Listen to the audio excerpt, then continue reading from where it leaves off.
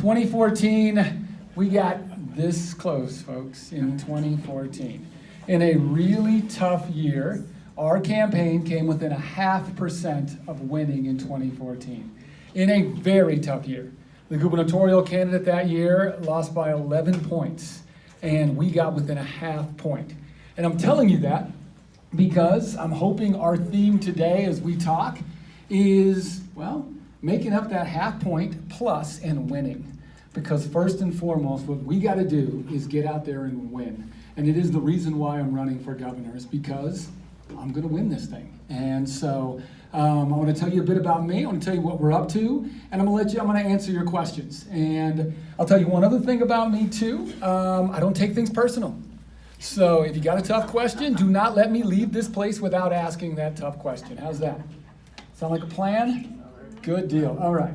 A little bit about me. I am David Garcia. I'm a native Arizonan, born and raised. I grew up in Mesa. My great-grandfather was came from the Salt River Pima Indian community just north of Mesa. And fourth generation Arizonan, but I'm the very first person in my family to go to college.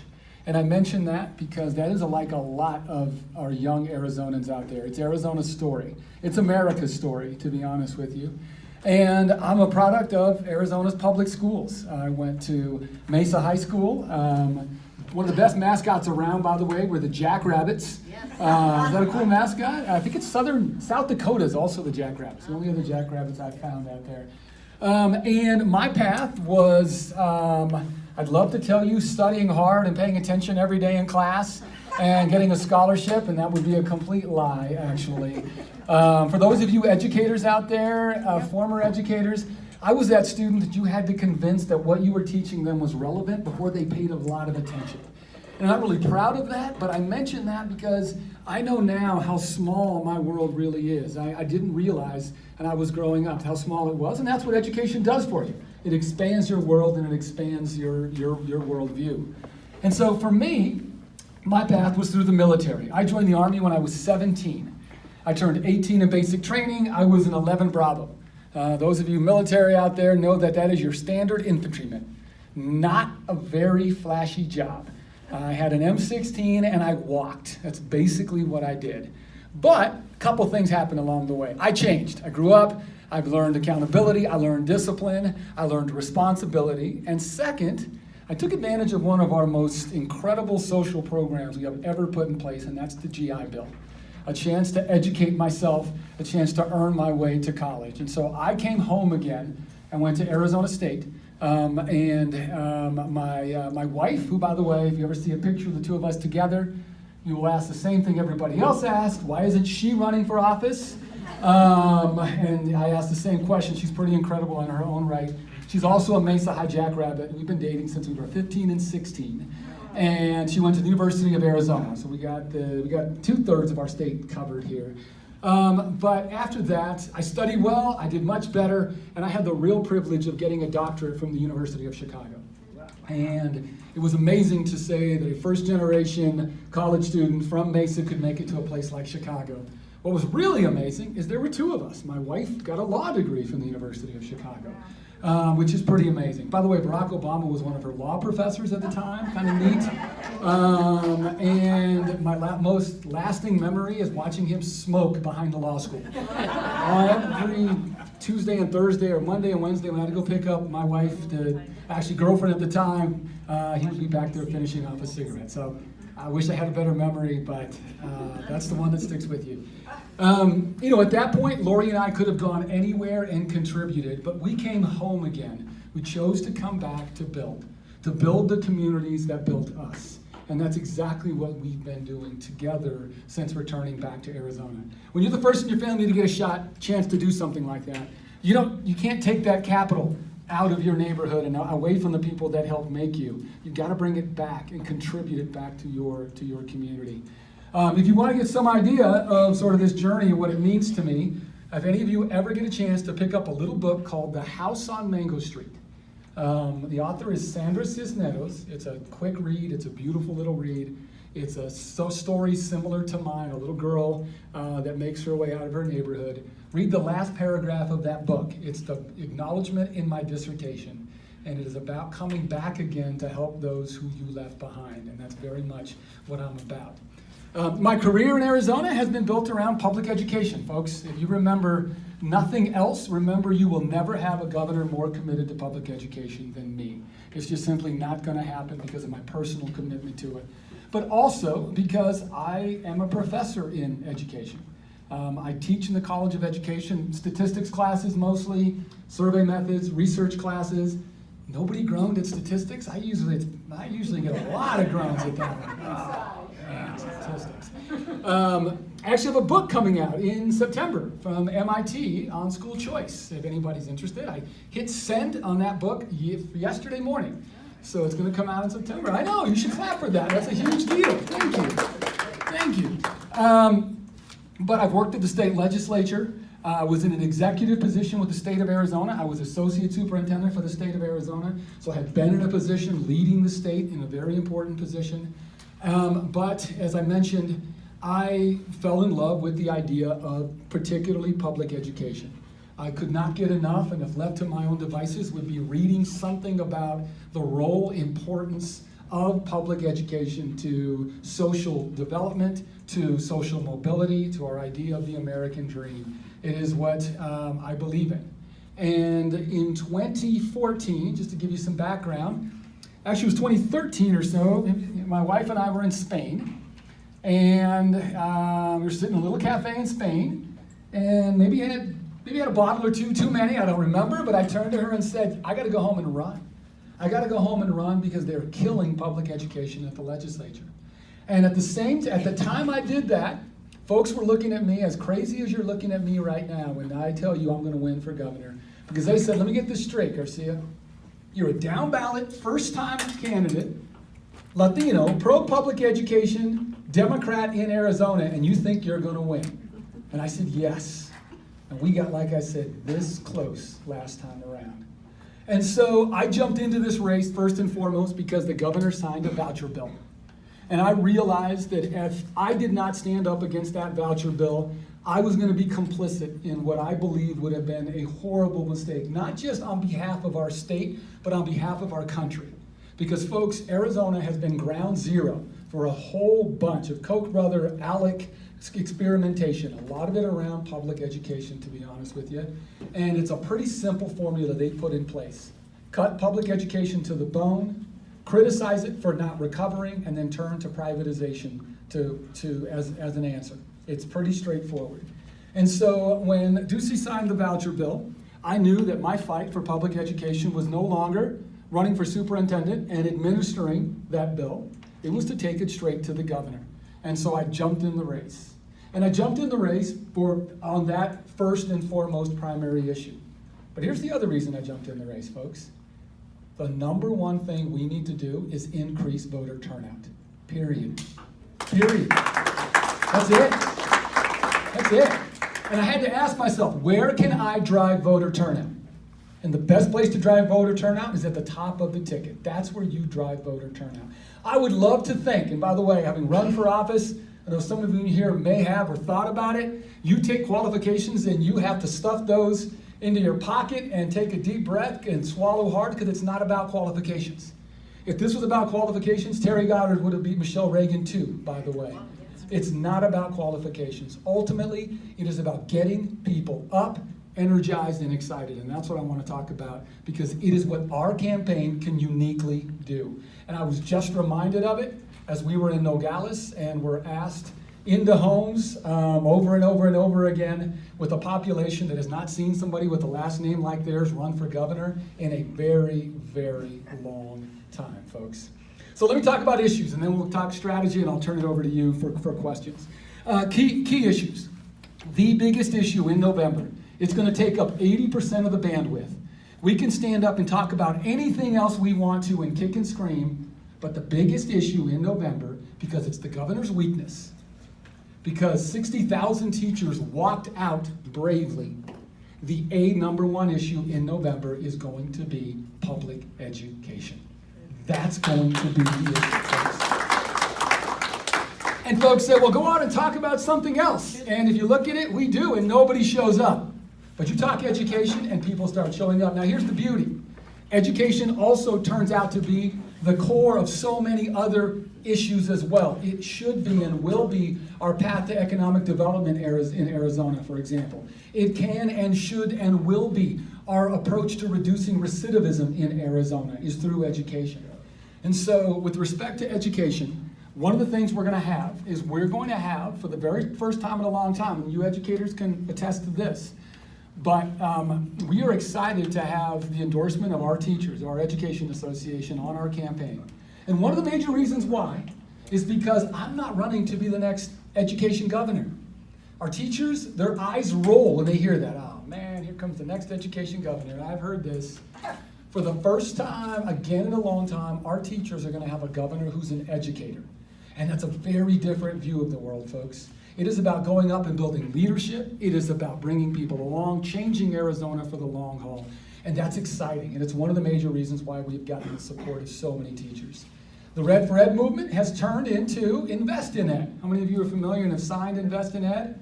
Where's our petition? We got a few signatures to get. Right on. Our Invest in Ed petition, right there. Perfect. Our teachers have made it clear they need to do two things. Number one, they need a dedicated revenue source for education. Dedicated. Why dedicated? They learned a big lesson down there, guys. They learned a big lesson. As crazy as it sounds, we've got to get the voters to increase taxes and make sure the legislature can't get their hands on them. That's what dedicated means. Because if we don't do that, while these teachers are back in their classrooms, they're going to pick away at that funding like they've done for the last 20 years. I'm excited to tell you that of the two major candidates out there, I'm the only one that has endorsed Invest in Ed, folks. And it is because I believe we need to be honest with Arizonans. If we're going to make back a $1.1 billion shortfall, we need every single tool on the table. And there are three of them that we're going to use. Number one is we've got to be honest and say we need to raise revenue in this state. It's not an easy thing to say. But the truth is we're not going to get out of this unless we're honest. We need to raise new revenue. That means we have got to raise taxes in Arizona and make sure that our wealthiest and our corporations are paying their fair share in this state, folks. We have one of the most regressive tax structures in the country. Our poorest Arizonans pay some of the highest percentage and some of the highest amounts as a percentage of their income. The Invest in Ed Act is progressive, and it's a way to balance out our tax structure in Arizona so that we are no longer as regressive as we have been in the past, and it is allowing us to make sure that all Arizonans are paying their fair share for public education. Now, folks say, but you're only making the top 1% pay. That's actually not true, at least for most of the state. In Maricopa County, almost every, and I got to make sure it was almost every, but I think every bonded override in Maricopa County in 2016 passed. That means your rank and file Arizonans are already paying for education to make sure that their schools are high quality. And this is a way to balance it out. That's number one. Number two, we need to close tax credits in this state too, folks, particularly vouchers. We will go down to the legislature and close our voucher program because we cannot seriously think, we can't talk in a serious manner about investing in public education while we let hundreds of millions of dollars leak outside of our public education system. This is nothing against private schools. This is very simply, when I raise my right hand to defend and uphold the Constitution of Arizona, my job is to create amazing public schools. And that's what I'm going to do. In addition, we've got other tax credits that just the idea of it, to be honest with you, is against my core principles. How many of you know how tax credits work? I'll give you a quick rundown. Instead of putting your tax dollars into the pot where everybody gets a chance to have a say, you say, you know what, I'm going to take mine and use it before it even gets to the collective pot. That is not what I was taught when I was in the military. That's not how we have been built as a nation. I think it's a pretty selfish way to think about things, and we've got to stop that really bad habit we've had at the legislature. Third is closing corporate loopholes in the state. And there is a great article that's calculated them up for us. It's already written. It's about $14 billion. Truth is, most of that we're not going to tax.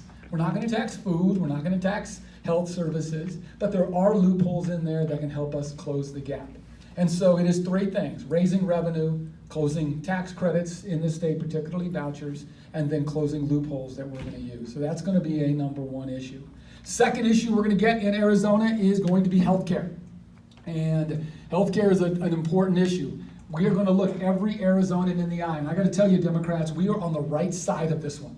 We are on the right side of this one. This is one that every state for the next short while is going to cobble together a plan the best they can, but we need to continue to push for a federal solution, a Medicare for all solution that is universal health coverage. It's been said 100 times. I'm not going to be the first. You've heard it a ton of times. Most industrialized nations, if not all of them, have fixed this problem, and we got to do the same. But along the way, we need to look at every Arizonan and tell them we are committed to affordable, accessible health care. That is two things with respect to me. Number one, we're going to stop holding out coverage hostage to make sure that we are as a kind of a holdout for the federal government. We do that with some of our most vulnerable populations, folks. Our low-income populations and student and children's health care a lot. And we're not going to do that anymore because I think it's not fair to those families. But second, we've got to look toward a public option. There was a good bill in the legislature put forward by Kelly Butler that we expanded our access program to a public option in Arizona. Folks say that sounds crazy, but Arizona actually had a public option about 25 years ago or so. And I think we can return to that idea. That's going to be issue number two. Issue number three that comes up is gun control. That's going to be a big one. That's going to come up. And you should clap for the young people that are making this an issue, folks. They're the ones making this an issue. And here, I think Democrats need to stand firm. And I'm going to remind everybody that I'm going to speak on this issue from a place of authority. I know exactly what military-style weapons were built to do.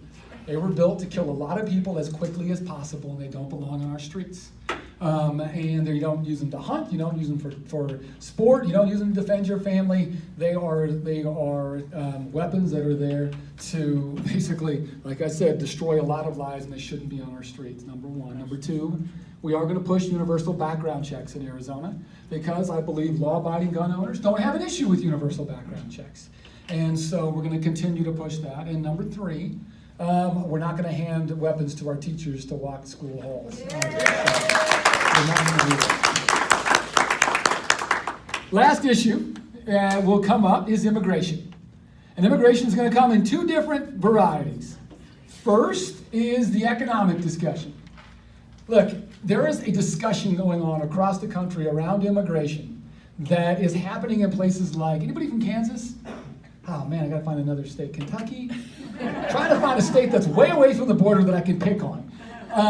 But you know, we can pick on Kansas. We can't pick on Kansas, actually. But there's a discussion about what's going on at the border that is completely detached from the border itself, folks. If you're from Arizona, you recognize, and especially if you've been here for a long time, Mexico is Arizona's biggest trading economic partner. And if you've been in this state and you've had a chance to enjoy it, you recognize that our diversity is a tremendous strength that we've got in this state. And outside, the further away you get, I think you start demonizing what the border is and what it's about. And the reality is we need to change that conversation. And it's a few things, and this is the other variety. The other variety is more of a discussion about scare tactics, about hate, and about an image of Arizona that we need to shed. And so we are going to stand. I stand absolutely firm with our dreamers, by the way. Our dreamers are, thank you. They are as American as I am, in my eyes, and they need every opportunity to contribute. Now, I've been accused on a couple different occasions about getting behind dreamers because either A, they think they're going to be future Democratic voters, or B, they've got last names like mine. And I told them the same thing I'm going to tell you today. That's neither of them is true. Here's the reason I'm behind them. In the history of this world, the argument has been made over and over again against a different class of people that they should not get an education. The same argument was made against African Americans at one point. It was made against women at one point. It was made against the poor at one point. And never, ever in the history of civilization has that been a good argument. It has always been the wrong side. Folks, it's the wrong side today as well. We are on the right side when we make sure that young people can live to the full, can educate themselves to their full capacity and capability and contribute. And we're going to be on the right side of this one for a long time. This one is important because my daughter, we have a whole family, we have 2 families traveling with us, by the way.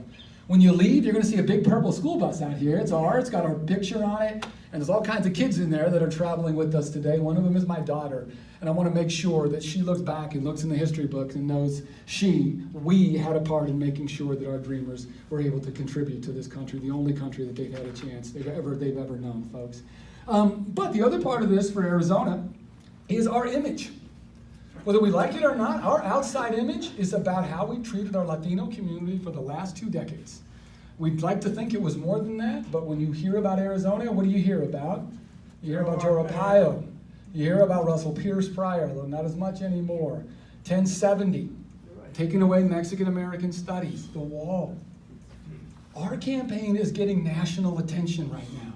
And they're getting national attention because they recognize that this campaign got this close last time, and we are in the best position to make it happen. And when we win this, we are going to be a national story. On November 7th, there's going to be a lot of good news for Democrats. I believe that. But when the press is looking for one of the top 5 stories in the country to show how much we have changed from 2016, our victory is going to be one of those examples. Because in Arizona, a place that people think and they believe is best known for Arpaio and Pierce and 1070 and the wall, we are going to elect a guy named Garcia, governor of Arizona, folks. And that is going to be exciting. It's going to be exciting. So with that, how are we going to do this? Folks, this is about turnout. Our campaign right now is 5,000 people strong. We are already walking. We've been walking across this state already, 13 field teams. We were just in Nogales to launch another field team. The key here is if you, and I'm by the way, when I teach is stats. That's what I teach. This is a numbers game. This is a numbers game, okay? Here's the secret. Which candidates can go out there and expand our base the most? That's where we need to be. Because it's when we expand our base that we get a chance to win in this state. And that's exactly what our campaign is built to do. And so we are happy, by the way, and you can go online, dg4az.com. If your issue is women's issues, for example, gender equality and reproductive rights, you're going to see that we've been endorsed by the National Organization for Women and Planned Parenthood. If your issue is education, you're going to see we've been endorsed by the Arizona Education Association.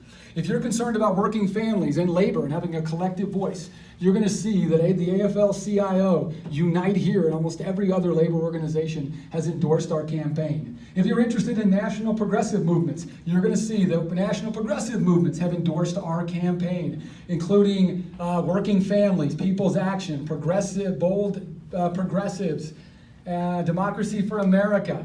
If you're concerned with Latino issues, Lucha, which is a huge organization, by the way, it's one of a few organizations in the state that are coming together to register 190,000 new people to vote, many of them Latinos. Lucha has endorsed our campaign, as well as Latino Victory Fund and Vote Vets.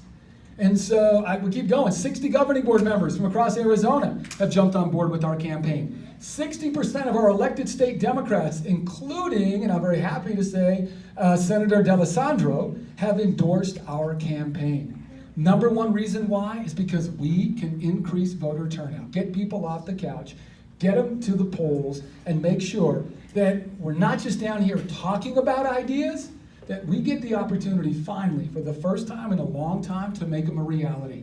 And here's the last thing I'll leave you with before I turn it over.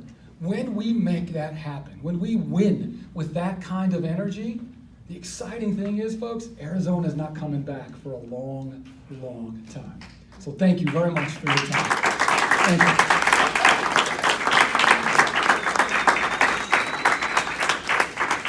And you're doing a great job. I know, I admit it. Questions, please. And please ask questions, don't give editorial comments, just questions, please, so more people get a chance to ask. And David, would you repeat the question? I will repeat the question, okay, yes. Thank you. Raise your hands, he'll call on you.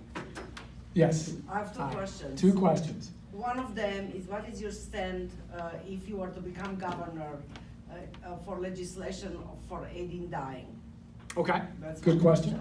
And because nobody's talking about it, and You're it's right. something that is really needs addressing. And my second question is, if you win the primary, and you are going to get onto a debate with Ducey, and he's going to say to you that you are nothing but raising taxes for education when he can do it without raising taxes. Sure. What is your line of defense? Sure. Well, that's a good question. Look, folks, let's start off with the first one. You are my very first question on that issue, to be honest with you. And so make sure when we leave, we get a chance to talk, because you're the first question I've gotten on that issue. I want to make sure that I understand it well. I know of a couple of bills, by the way, that have been in other states. I want to say Michigan is one of them. Yeah, we've got 6 states. That Yeah, have- there's a few states. I will tell you personally, I'll tell you personally my connection to this issue. My dad, the last 2 years of his life, was a quadriplegic. He was hurt on the job, had an aneurysm in his neck, and didn't recover. And it was very difficult to watch him manage those last couple years of his life. So that being said, I'm happy to talk to you about it and make sure I understand the issue well. The other issue is, folks, we need to be absolutely honest with Arizonans. We're not going to get out of this unless we raise revenue. And it's two things. Number one, you're going to stop, as governor, you're going to stop hearing me advertise this state as a cheap place to be. That's where this problem starts. We turn to corporations, say, come to Arizona, and you don't have to pay for 8, 10, in some cases, 20 years. And we've got to stop that. We're a beautiful place. We're a great place to raise a family. We're a great, beautiful, diverse state. And we've got to stop starting and telling folks, come on over. And you don't have to pay into Arizona. That, to me, is sending the wrong message. It also means, from an economic perspective, we need to invest in businesses starting, building, and staying in Arizona. Because it's those local businesses that have roots in your state and stay. That's how Silicon Valley was built, Seattle, Portland, Denver, and we need to do more of that in this state. The other answer to your question is, when Ducey asked me that question, the Invest in Ed Act will be on the ballot, and it's a winner. Every poll tells us the exact same thing. 75% of Arizonans are ready to raise revenue for public education. He's on the wrong side of that one. There's a reason, by the way, that Ducey went from calling teachers political theater to literally looking under the sofa cushions for a 20% raise for teachers. It's because he knew he was in tough shape. The public is behind this one. And so I don't think it's going to be as damaging as you would think it would be, because it's going to be for education, and there is such galvanized energy around education right now. You know, I think if you're Ducey, your bigger issue is you're going to have to stand next to an educator who's going to remind you over and over again of your deficiencies in education. But the reality is, I think that this one is going to be a winner. I do. My worry is that when you see the Republicans in Washington, D.C. or anywhere, they always talk about the Democrats. All they know is to raise your taxes. And that scares a lot of people, and that's, even though it's a lie. So Sure. that's my question is, I think it's an issue that needs to be prepared for with good answers Sure. to explain why. So part of this is better schools, quality education. That's the reason. See, if you just say raise taxes without a purpose, yes, that's problematic. You've got to remind people of what they're getting out of it. That's the key here.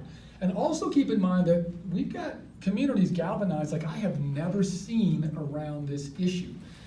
Teachers are walking in pretty tremendous heat to get this on the ballot. And they're not going to let this thing go. They're not going to fight hard. And they did not walk out. Now go out and get almost 200,000 signatures to leave this alone in November. That energy is coming. It's coming. Other questions? Yes, sir. Say something about solar. Say something about solar, yes. Another act that we are also in favor of is the Solar Energy and Clean Families, there you go very much, act. It is an act that is pushing 50% renewable by 2030. This is important. It's not just the renewable energy. It is how it changes the relationship and democratizes solar. Look, here's how I see this one. APS is going to come after us, folks. And this is a way of showing APS that it's the people that should be in charge of solar. So we're going to democratize solar with this. We are in favor of it.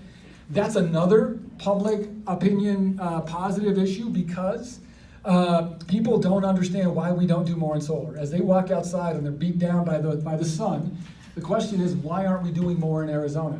And it's because our power company has had a stranglehold. We need to end that. Likewise, I'm also committed to this initiative because of its investment in the Navajo Nation. As we look to an answer for the Navajo generating station, moving to renewable energy, particularly solar, is a way of getting our constituents up in Navajo instead of holding on to a energy source that is dying out. Let's put them on the front end of an energy source that is going to represent the future. And so I'm in favor of the act as well, because we can have an opportunity to change Arizona from an economic perspective, as well as help our environment as well. Folks, we're going to stand by that as well. We're also going to get out there and talk about conservation. We're going to talk about wise water use. We're going to remind people that you just can't take from Arizona. You got to take care of it. We have a very different public discussion about what it means to live in Arizona and not just take what you think is yours, but making sure that this place it can stay as beautiful for future generations as well. Other questions? What about Yes. infrastructure? What about infrastructure? Good question. So one of the really good things, positive things about the Invest in Ed Act is it's going to take some of the pressure valve off the legislature, and I think that's going to be positive. Right now, the state has been balancing its budget off of university expenses increasing, cutting K-12, and then cutting highway funds for rural Arizona. And I think this is the positive part of revenue increases. With the revenue increase, you don't have to go, again, literally digging under the sofa cushion to try to make ends meet. This is an important one for rural Arizona because in many towns, it's one road in, one road out that is your economic pipeline. And so we are committed to making sure that our HERF funds get out to particularly rural Arizona for roadway construction. But we've got two other things that I hear a lot of as well. Number two is school construction. Our schools are falling apart in central Phoenix, but in rural Arizona, they're even worse. And number three, reliable broadband internet so that rural Arizona can participate in today's modern economy are the three big issues that come up. First two are infrastructure. The third, I believe, is an economic investment in Arizona. I was in Shanto, Arizona. If anybody's happened to be in Shanto, you drive into this beautiful little canyon, and there is a convenience store. In the back of the convenience store, there's a beautiful arts and crafts store back there. It's gorgeous. And Shanto has no way of telling the rest of the world what's there. You happen to be driving through Shanto to find it. Where is Shanto? So you go to, does this help you? You go to Tuba City and take a right? Does that help a little bit? Yeah, it's basically Tuba City and take a right. Before you get to Kayenta, take a left. That's essentially it. But you know, we need a way for that community to tell the rest of the world what's back there. And that is participating in a modern economy that allows you to communicate with the internet and use it as a means of developing commerce. So those are the three issues that come up most often that we're going to push to address. Others, yes, in the back, and then I'll get to you. If Invest in Ed doesn't pass, I know you think it's going to, but if it doesn't for some reason, do you have a plan B? Yeah, if Invest in Ed doesn't pass, do we have a plan B? Yes, we're going to go down there and start squeezing those legislators to put money in public education. I mean, that's what we got to do. We got to squeeze them to do it. Look, you know, Arizona, and so this is one thing you're going to hear. You're going to hear this. Ducey goes out and says over and over again that Maricopa County is the fastest growing county in the country. And that's what you're going to hear that a lot. And it's kind of as like a feather in their cap. But I believe that's an example of how broken our system is in Arizona. If Maricopa County is the fastest growing county in the country, how is it that despite all of that growth, prior to 50,000 teachers walking out in red shirts, all the state could offer up was a 2% raise over 4 years?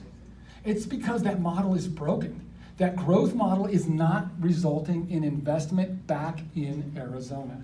And so if by chance it doesn't pass, I believe, well, put it this way, if by chance it doesn't pass, the legislators up there, I think we're gonna lose a few of those folks first.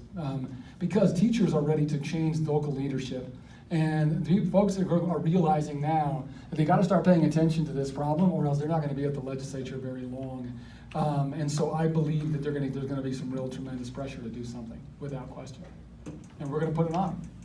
Yes? Criminal justice, what's? Criminal justice, thank you for that question. Okay, criminal justice, reducing recidivism, a bunch of other issues I often believe get treated like social issues only. There are folks that come up and say, I've got an interest in criminal justice reform, or reducing recidivism, or closing the school to prison pipeline, but they're not tied to a macro policy in this state. And that's what we're gonna do. So as governor, I'm going to take money out of corrections every single year and put it in education and education programs. That's what I'm gonna do. And when asked, how are you gonna make up those savings? I'm gonna begin a discussion, bring everybody to the table who's involved in criminal justice reform, in reducing recidivism, in focusing on prevention, focusing on mental health, and closing the school to prison pipeline and bail bonds. That's going to allow these folks to come to the table with a policy goal in mind to say, look, we're taking money out, we're going to invest it in your programs, and we need to make sure in this state we no longer have one of the highest incarceration rates in Arizona, in the country, by the way, and that we're taking seriously this idea that we are reducing recidivism so that folks are not going back into the criminal justice system like a revolving door. And so that's a specific policy we're gonna put in place. And again, we're gonna bring people in who I believe can make a difference in this area and put them at the table around a big goal, which is reducing correction costs and focusing on education and education programs. Yes, do you have in the back? Yes, please. So what about private prisons? What about private, and part of that is private prisons. So as soon as that happens, we won't be able to meet our requirements, which I just can't believe the state enters into contracts that guarantees private companies head counts. Look, I'll just be frank with you, private prisons are gonna sue us. That's just what's gonna happen. You can't think for a second that you're gonna run for governor and don't think that some folks aren't gonna come after you, but I would much rather our private prisons come after us, come after me, than our schools and our teachers and our students who are fighting for education money. We need to rethink, we need to redo, and eventually get to the point where we're eliminating private prisons in Arizona, without question. Yes, ma'am. Is another topic okay? Yes, any topic. Well, almost any topic. Just a Reproductive rights. quick question, go ahead. Reproductive rights. Reproductive rights. Good. Yes, I'm proud to say I'm endorsed by Planned Parenthood. And for me, it's two major parts. It is fighting, and I have made a commitment, and I'll make the same commitment to you to understand. We are going to veto every single bill that infringes on a woman's right to make her own reproductive decisions. We're going to veto every single one. Number one. And number two, we are going to invest in comprehensive, sexually appropriate sex education for our students as well, folks. We've got to do that. And I mean for everyone. And so, very proud. By the way, that is not an easy endorsement to get.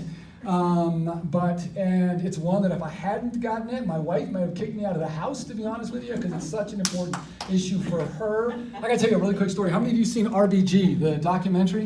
Yeah, isn't that great? Oh my gosh, I was so moved by it. Their relationship between the two of them was just incredible for me. But there's that portion where Ruth Bader Ginsburg is starting her early career, and she's making all of those arguments on gender rights.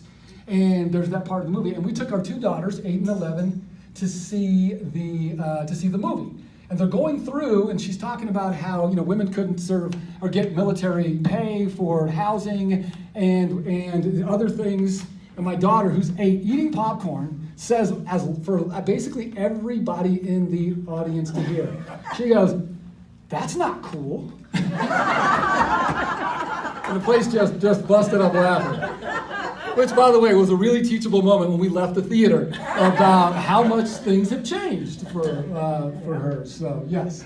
Others? Actually, along with that, domestic violence. Oh, domestic violence, yes. The domestic violence, I'm going to put into a larger conversation about changing and thinking twice. So, which side should I take on this? First and foremost, we have two sides of domestic violence. One is, I think, an issue with economic and social pressures, to be frank with you. Much like other chances or times when people lash out, I believe we need to look at one, making sure that we're not tolerant of it at all, first and foremost. But it's the same situation with young people who are out there, who are looking, who pick up a gun. Folks, we need more places for people to connect. We need more places for people to talk about what they're facing. This goes back to suicide as well, to be frank with you. You know, what's interesting is we live in a society that is more connected than ever, yet we feel more and more isolated. And I believe people are looking for a sense of community and a place to have discussions that we may need to have. And we're going to push that. This also goes to mental health and suicide. I cannot wait to, as governor, talk about those issues in public forums so that folks realize there's no stigma associated with them. And if they are in the shadows in this respect, they can hopefully feel empowered enough to come out. I think that's important. But yeah, I think that's really the key for me. So, others? One more, yes. Are you endorsing a candidate in the primary for superintendent? We are not endorsing a candidate in the primary for superintendent. Do our best to stay out of other races, focus on our own, but we have two very good candidates there in that race. What's exciting to me, or interesting to me, is what's going to happen on the Republican side. I'm not sure who's going to come out of that. They've got a few in there, but I feel very confident with both candidates and their ability to do a good job, without question. Yes? Just two quick ones. Under gun control, you mentioned military-style weapons and background checks. What Yeah. about, is there any way we can get rid of open or concealed carry? Yeah, that's a good question.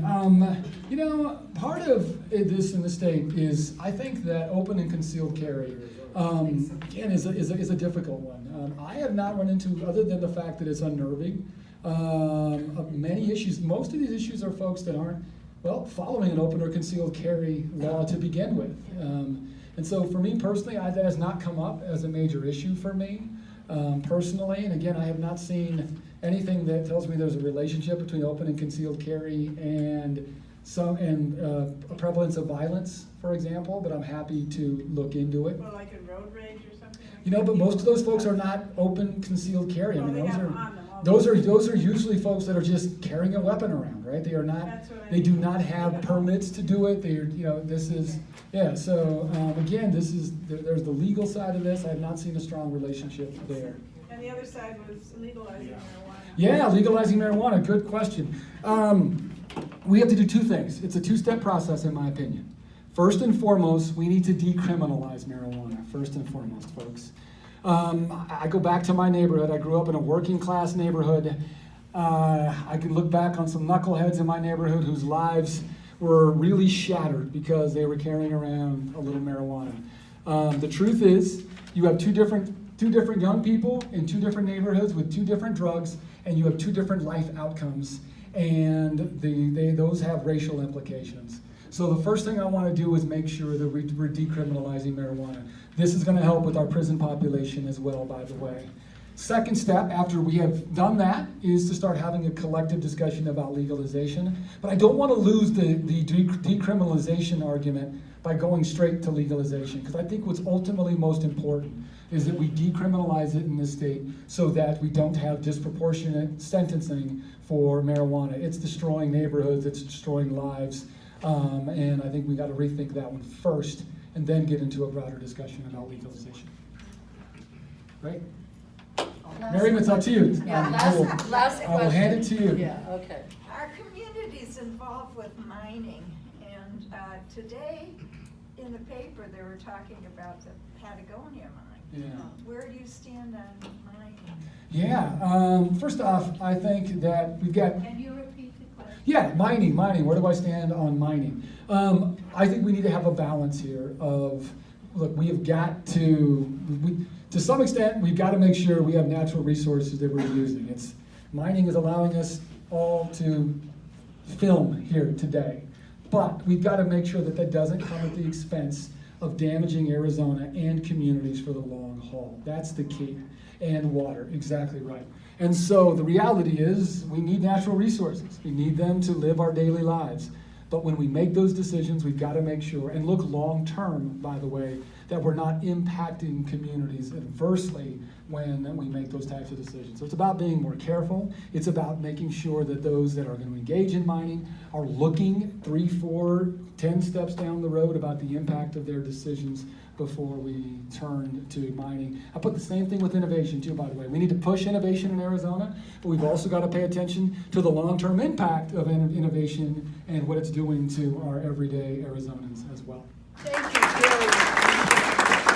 Thank you.